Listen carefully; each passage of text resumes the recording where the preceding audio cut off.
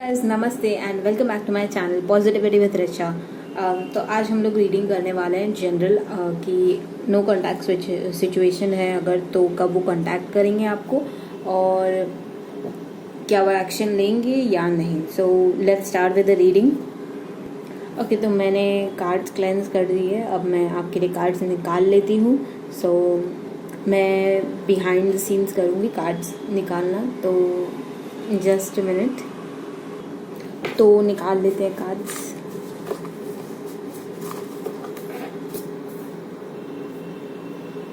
King of wands,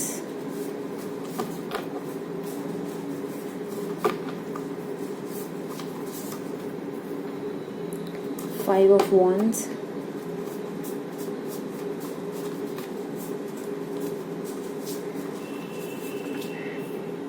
the star,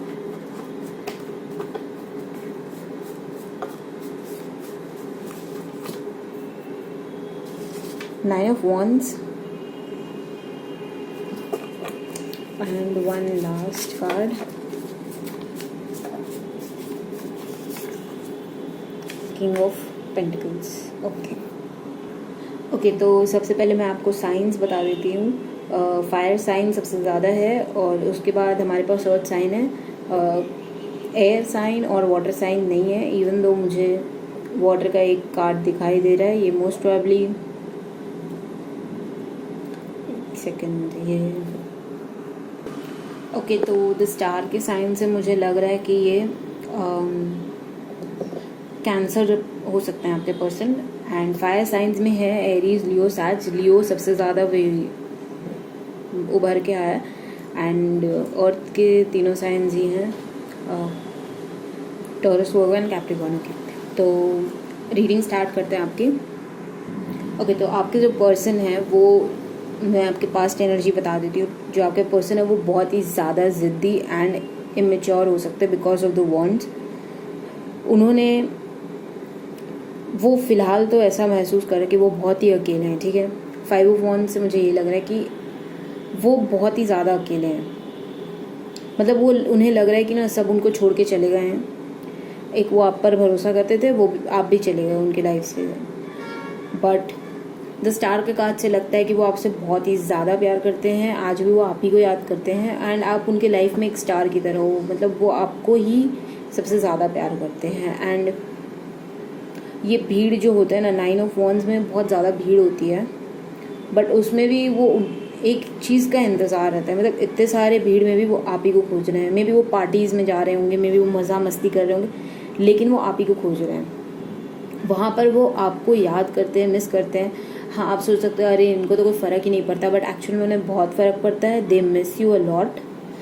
and वो बोलेंगे नहीं सामने से आके because of the wands, king of wands. पर उनके दिल में बहुत सारा प्यार है, बहुत सारा प्यार है आपके लिए। किंग ऑफ कॉइन्स से मुझे लग रहा है फ़िलहाल तो वो कोई एक्शन नहीं लेने वाले हैं। वो इवन दो वो आपसे प्यार करते हैं, वो आपसे चुपचाप बैठकर बस यही देखेंगे। बाकी मैं एक बार क्लैरिटी ले लेती हूँ। मुझे यूनिवर्स एक बार क्लैरिटी दे दे अगर कि वो एक्शन ले रहे हैं कि नहीं ले रहे हैं। उनके पर्सन एक्शन लेंगे या नहीं।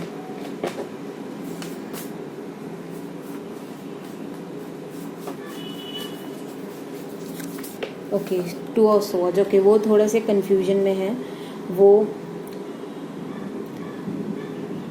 लेना भी चाहते हैं एक्शन बट ले नहीं पा रहे हैं। कोई वजह हो सकती है, कोई फैमिली मैटर हो सकता है जिसके कारण, या तो फैमिली है या करियर है। थर्ड पार्टी सिचुएशन नहीं है यहाँ पर, सिर्फ फैमिली या करियर, दोनों में से कोई एक चीज़ हो सकता है। मतलब वो सोच रहे हैं कि क्या मुझे जाना चाहिए, क्या मुझे तुम्हारी तरफ कदम लेना चाहिए, क्या तुम मुझे आज भी एक्सेप्ट करोगी जैसे तुम करती थी पहले।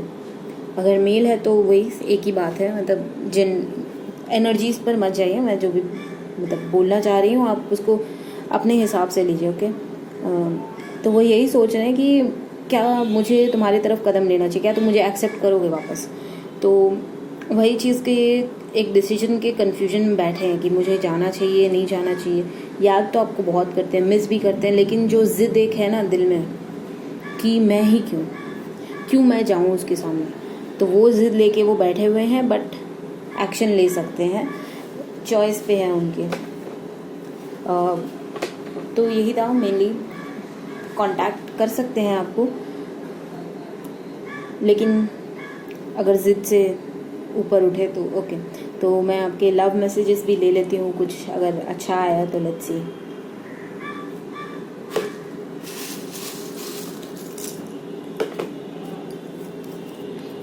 बी रिस्पेक्टफुल, ठीक है।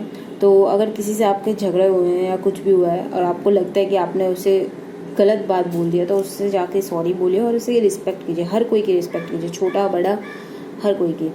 बी हेल्पिंग, मदद करिए लोगों की। अगर आप बाहर जाकर नहीं कर सकते तो घर पर करिए। बहुत बार क्या होता है ना, हम लोग सोचते हैं कि पैसे से ही मदद किया जाता है, वो ज़रूरी नहीं है, ठीक है। कोई बच्चा है अगर आपके सामने, वो कोई चीज़ नहीं सॉल्व कर पा रहा है, ठीक है, तो आप उसको समझाइए बैठा के, वो भी हेल्प ही होता है एक तरह से।